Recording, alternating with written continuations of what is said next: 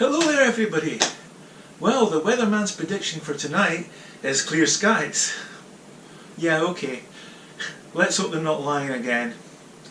Well, if they are clear, my plan is to go and image the North American Nebula and the Pelican Nebula in the one frame. I'm Dr. Ray, and welcome to AstroGadget.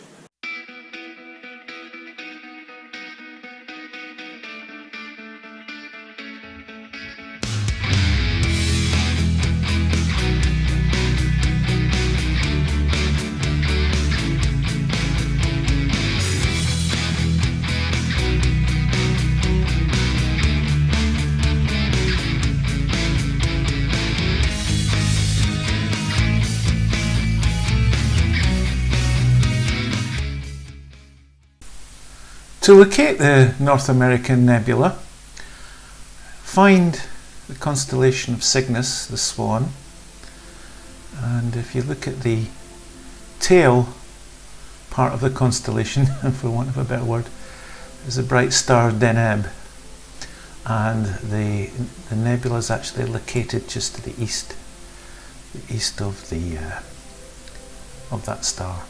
It's actually a region of nebulosity which has a number of structures, a number of related structures, including this nebula here, which bears a passing resemblance to a pelican, and of course the North American Nebula gets its name because of its resemblance to the North American continent, with the Gulf region here and Central America there. It's a large structure. It takes up an area of somewhere between 4 and 5 full moons, and it's got a low surface brightness, so you're unlikely to see it with the unaided eye or even binoculars unless you've got very, very clear skies. It's about 1600 light years distant, and it's about the North American nebula component is about 100 light years across. It's an emission nebula, and it principally emits light in the hydrogen alpha region. So my plan is to try and capture this region in its entirety. Because it has got such a large apparent size, I'm going to need the Sharpstar 61 EDPH2 coupled with the ZWO 2600 MC Pro. Because it's an emission nebula and I'm using a one-shot colour camera, this is where the Optimum Extreme dual band filter is going to come in really useful.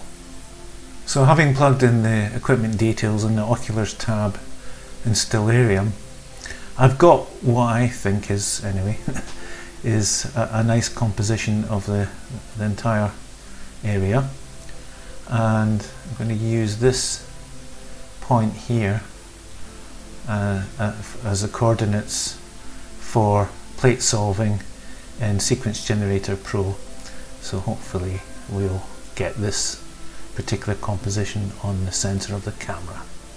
Let's go out and get everything ready for the imaging session. It's just about dark now. There's still a few clouds about, but they're forecast to disappear. Let's get ready anyway and see what happens.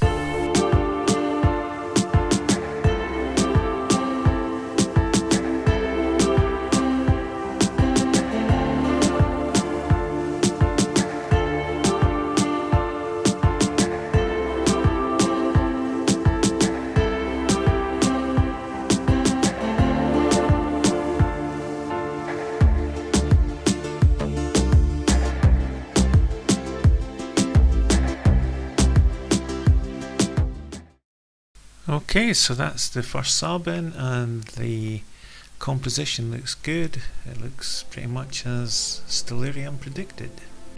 There's the Gulf region here, and there's a Pelican up here. Let's hope the clouds stay away and we get a good number of subs. Say it folks, it's probably the kiss of death, but everything seems to be going reasonably well at the moment. The skies are very clear, seeing's good, Getting some nice detail. This is an individual sub. In fact, this is sub number 11.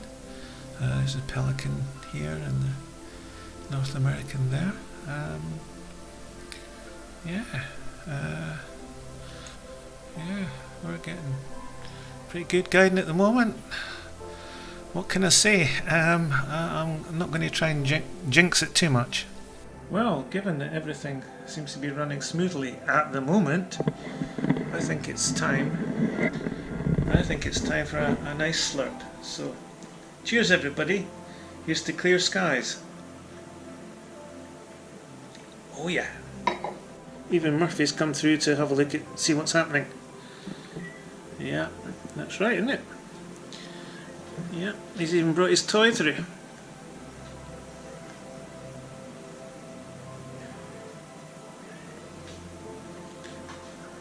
I don't think he's that interested, do you?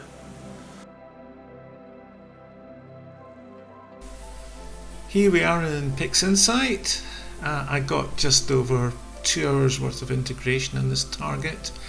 I'm just going to do a pretty brief summary of my one-shot color camera workflow. I'm not saying it's the best way or the only way to do these things.